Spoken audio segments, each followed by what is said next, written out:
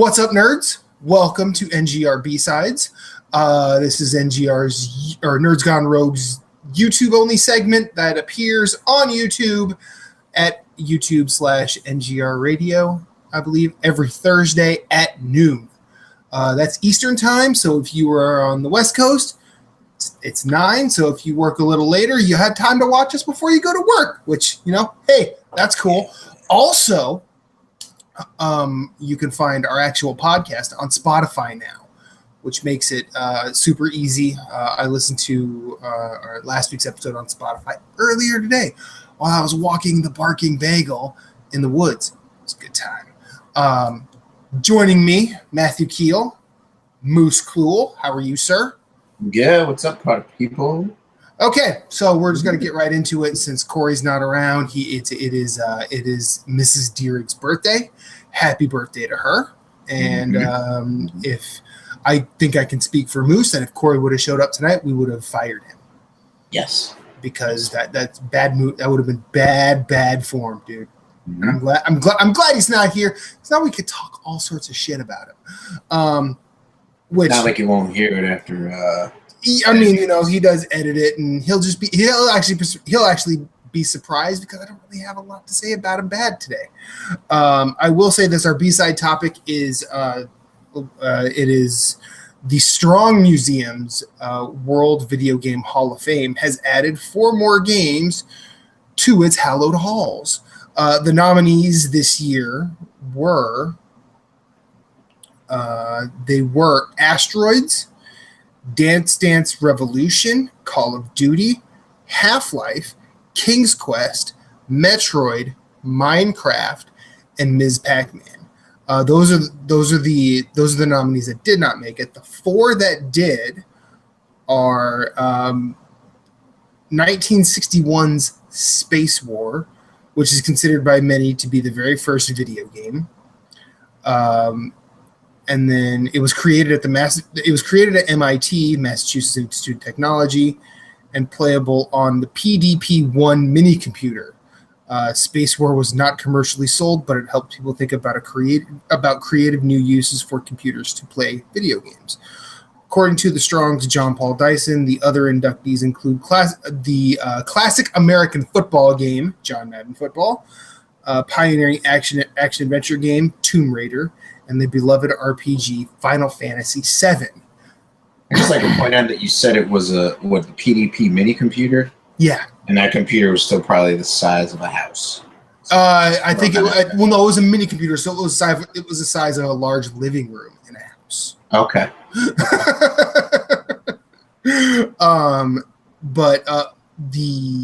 Just for the young listeners out there. Yeah. No, Bagel, stop. No, it's fine. It's fine. No, Space War is not. We can't say it's bad because we've never played it. I know you haven't played it, so don't get elitist yet. He can be elitist. It's okay. He's a dog. Yeah, he's a bagel wrapped up in a dog's body. Phillips is in the chat. He said Slayer, Wu-Tang, Coltrane. That's what's up. I agree, sir. Now, from what it looks like to me, the Video Game Hall of Fame hasn't been around for very long. They don't have, it's not like, baseball 5 years Hall at the most? I think so, yeah. Current games in the hall are Donkey Kong, Doom, Grand Theft Auto 3, Halo, Combat Evolved, The Legend of Zelda. Hold on a second. Now, is this like just the regular first iteration of the game? I think so. I don't think they do series. Like, they don't do the Doom series. I wouldn't be against, because the Doom series is pretty fucking stellar. Yeah. Same with Zelda. Same with Donkey Kong. Mm-hmm. But I guess they would say otherwise, year-wise, which one it would be. Because, they could say, Doom, what was it, 2016? If it was that one. I think this is title only, so... Donkey Kong is the original arcade. Right. Doom is the original Doom. I mean, it does say Grand Theft Auto 3. Okay, yeah. Which is the most groundbreaking of that series. Everything else sort of just built on top of that, everything after did. It also has the original Pac-Man, Pokemon Red and Green, Pong, The Sims, Sonic the Hedgehog, Space Invaders, Street Fighter 2, Super Mario Brothers, Tetris, and World of Warcraft. I agree with all those games. I do as well. I know a while back I pitched the idea of doing a Hall of Fame just with NGR, our staff as a whole, and I think that would be a good idea. But like, I kind of I got super busy and haven't been able to draft sort of like the idea of it, and I haven't had a chance to get that to everybody to comment on. So my bad. But I also like the fact that they're if you just go specific title, I mean, sure, it could end up that one of our staff members, I won't say who, just decides to nominate every single Zelda title in existence. I mean, I didn't say it. I'm not saying it. If you think it's Corey, that's cool too. But I feel like you end up getting very redundant. But it's a cool thing to think about. And I like with the games that came in this year, like Space War, if that is indeed the world's first video game, it kind of deserves to be in there. Do I expect that to be something that would blow kids' minds today? No. Yeah.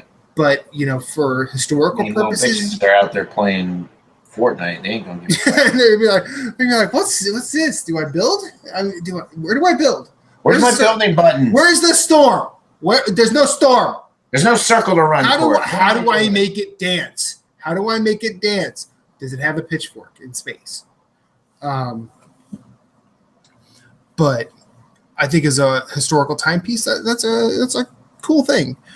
John Madden, I kind of think that's probably the archetype football game in existence. I guess that would be the first one. But there's so many more that were better. See, that's why I'm saying I was thinking it was a series. It was like you could nominate like series or name, because John Madden. I mean, John Madden football, what was it? Super Nintendo, Sega Genesis? That's true, 1990. I mean, it's not like... Or 1988. Wow. Yeah. 1998 on the Commodore, MS-DOS, and... Oh, that was the developer, sorry. Commodore 64, Commodore 128, Apple II, and MS-DOS. Mm-hmm. Now, that brings Man, he looks so fucking young there. Sorry. I mean, but that's like the first, properly licensed football game. And I mean, when I say football, I mean American football. I know that I think there were actually officially licensed soccer games prior to that, but it's different sport, different argument. Mm-hmm.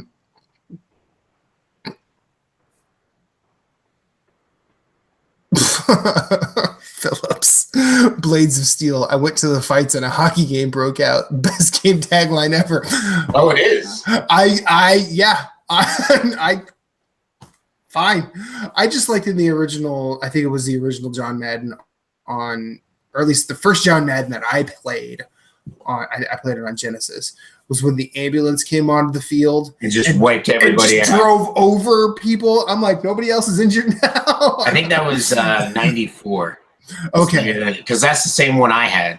Me and my brother played the hell out of that. Game.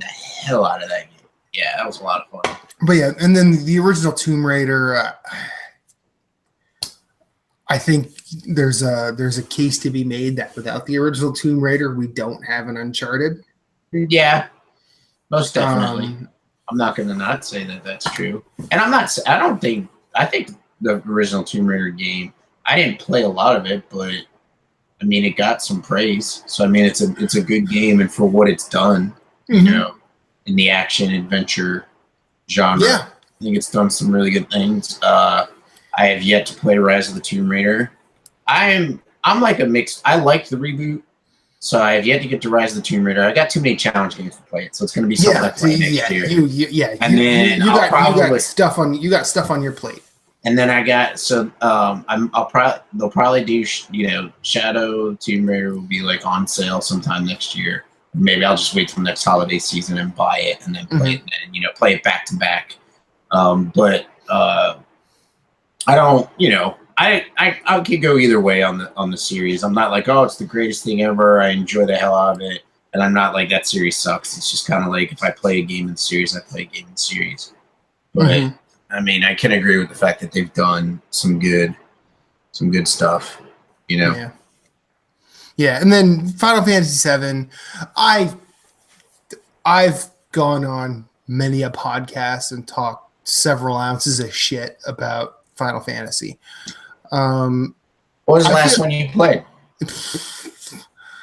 I played Final Fantasy 1 on iPad in like 2011. But I How many have you played of the series? 3. Have you played 7? No. 8? No. 9? No. 10? No. Any after that? No.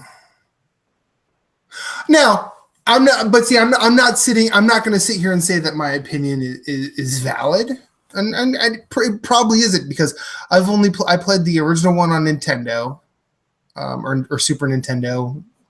I think it might have been regular Nintendo that it was on. I played Final Fantasy 3, which I guess is Final Fantasy 6 because I played the Super NES version.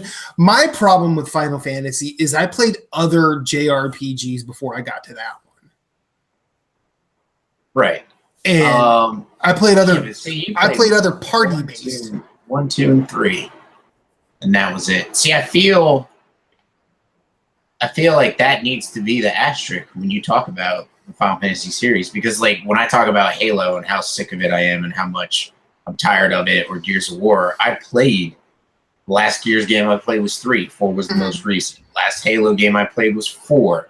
Most recent was 5. And I'm just like, I'm not buying into that shit.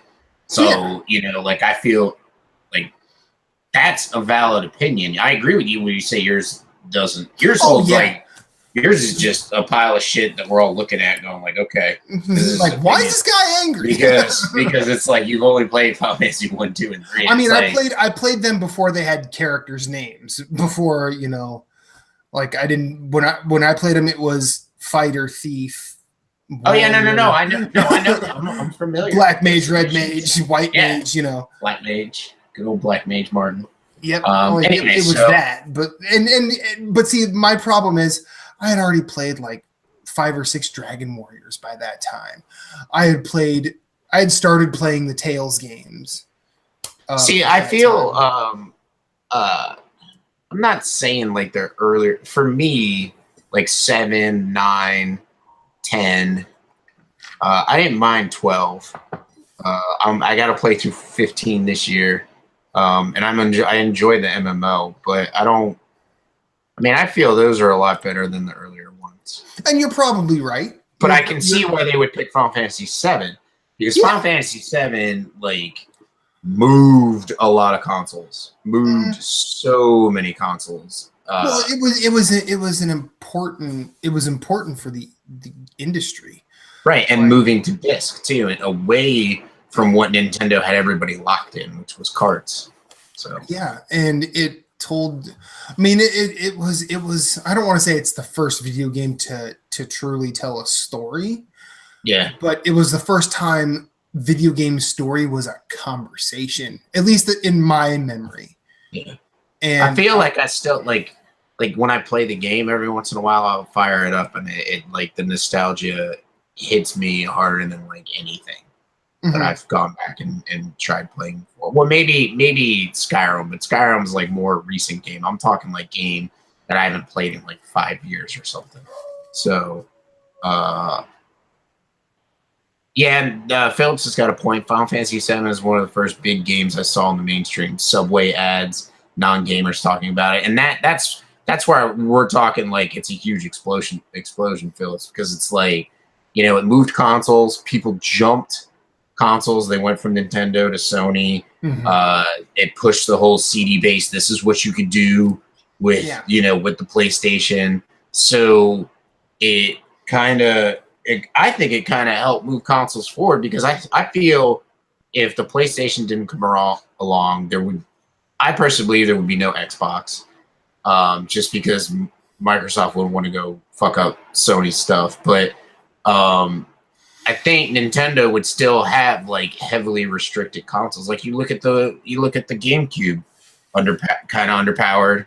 I like all their consoles are underpowered. I mean, they do great things with their consoles and the games that they have on their consoles, but you're not like the only reason Skyrim runs on a Switch, and sometimes barely at that. I still hear there's a lot of bugs on it, but the only reason it runs on a Switch is because the game's 6 years old.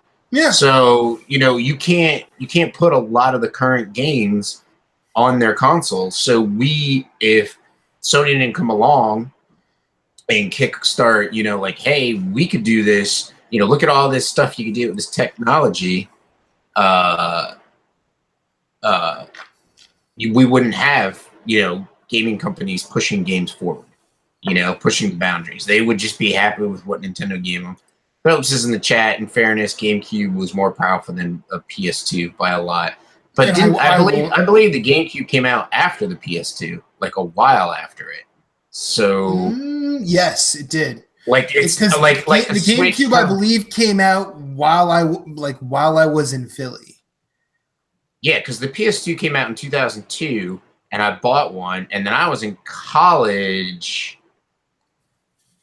and I bought a GameCube in like 2003, 2004. Maybe I'm gonna Google this, but anyways, we can continue the story. But yeah, I feel like I agree with you. It's the best one. I personally think it's the best one in the series. I mean, I think the Hall of Fame isn't going for out and out best. I think they're going for, historically this did something. We were wrong. In North America in November 18th, 2001. So it was out before the PlayStation. Oh wow, okay. But I think generally up until now, I think it was the year after. PS2 was North America in 2000. I thought it was 2002. But I stand corrected. It was 2000. So generally, the console generations, usually the weakest one wins. But I think this is the first generation where the weakest console is not winning. We're like the most powerful, because usually it was Nintendo for a while, and then the PS2, and I guess they were beating the Xbox and the GameCube. But then PS3 came along and Xbox 360. So anyways, well, what games would you like to see in the Hall of Fame? I mean, Helldivers. I mean, that's pretty important to me. So let's talk. Okay, so we can talk all right, let's pick a game. So you can stick with that one or pick another one. But I'll pick another one. Let's go. No. Let's go with a game that we'd have to wait 5-10 years before we even see on a list. Maybe even 15 to 20. And let's pick a game that we could see in the next 5 years. So obviously we're going to pick an older game because it's like something that's going to hit it now, and then we pick a game that's either out now that won't be in the Hall of Fame till like the future. Yeah. I think one of the ones I would pick is already in there. Matt Phillips is in the chat. Captain Canada with Ultima Underworld would be tops on my list, or really any of the early Ultimas. Which I wish I got in that series at the time. Yeah, I wish I knew about it. Like, I'd read about it, but I didn't really know about Ultima till after it wasn't a thing anymore.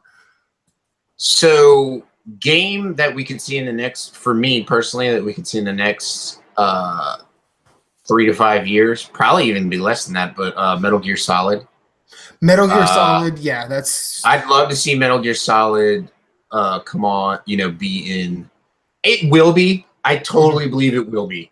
It's just a matter of time. Definitely. So, in the next couple of years would be awesome. And then something that's like out currently that we won't see for it. Obviously, it's going to be. So I want to go with a Souls game. And so I want to pick Bloodborne because I love Bloodborne so much. And I have such like a connection with Bloodborne. But I'm almost want to go like Demon Souls or Dark Souls, just because Demon Souls like kicked it off and brought on, like, I like like the mechanics that Demon Souls brought back. I'm not saying like it's the first game to be the hardest game on the earth, but it's one of the first games to come full circle back to that trend where it's not holding your hand. Because I remember playing Zelda Wind Waker and being like, they're like telling me where to going. They're like telling me where to go. Like, what is the point of me playing this game? You know what I mean? Like you're holding my hand like a child. I'm not a child. I should be able to figure this out. And then like, you know, you play Demon Souls or any of the Soul series, and it's like it doesn't tell you shit. It doesn't tell you what anything does. You got to figure everything out on your own. And then it's just hard. You know, like it reteaches you patience because games are now just like you know, God of War, old God of War, not this year's God of War. Because this year's God of War is a lot tougher. This year's God of War is a different beast. Right. This God of War is 2018's is, but like the earlier ones, it was just mash buttons, just hack and slash, match buttons, and you're good to go. But like Dark Souls, you can somewhat do that when you get powered up later on, and especially with Bloodborne, because Bloodborne has the rally system where if you like take damage, you have that time to take it back. So it teaches you to be aggressive. So I feel Bloodborne, yes, is more of a hack and slash than Dark Souls is, but it's still not a true hack and slash. Like you couldn't call it a hack and slash. So I feel like Demon Souls kicking it off with bringing all that back, and then also I find the co-op mechanic is really cool. They've refined it through the years, but it's like it's not like it builds a community because it's like you want to, you know, like people want to help other people. You know, and like you're just pulled into somebody's world and you're helping them do whatever they need to do, whatever it is, clear an area, fight a boss, and then you just say bye, have a nice day. You know what I mean? And you go about your business. So like it creates this camaraderie where it's like, okay, I know I had a hell of a time with the third boss or even the last boss. I was like, you know what? I'm gonna pay it forward because some people came and helped me, so I'm gonna go help somebody. You know what I mean? Like I'm gonna get in there and help somebody. You know, clear some stuff out, you know, kill some enemies, get some loot, whatever. So I would go with, I'd say Demon Souls. See, I feel like Demon Souls is the important one because that's the one that starts us. It also brings forward everything that Kingsfield and other games had started as well. But I think if they wanted to even remotely talk zeitgeist, you have to look at Dark Souls 1 or Bloodborne. Yeah, I can understand that because Dark Souls 2 was obtuse enough that people were like, yeah. I mean, and they I think they tried some things with Dark Souls 2, and I feel like they stuttered. It's not Dark Souls 1 or Dark Souls 3 or Demon Souls, but it's not a bad game by any stretch. Right. But I think if you put all of them together, even with Bloodborne, definitely Dark Souls 2 is like a different child in this. Yeah. But I think that it would be Demon Souls or Bloodborne, personally. If I had to pick a recent game that I think deserves to be in it, I would probably. Crap. I mean, I think Breath of the Wild will be looked at as an important game moving forward. I think a lot more games will take cues from it. But I also think that Breath of the Wild takes a lot from Far Cry 2, but I think it might be better than Far Cry 2. Other than that, a game I would pick probably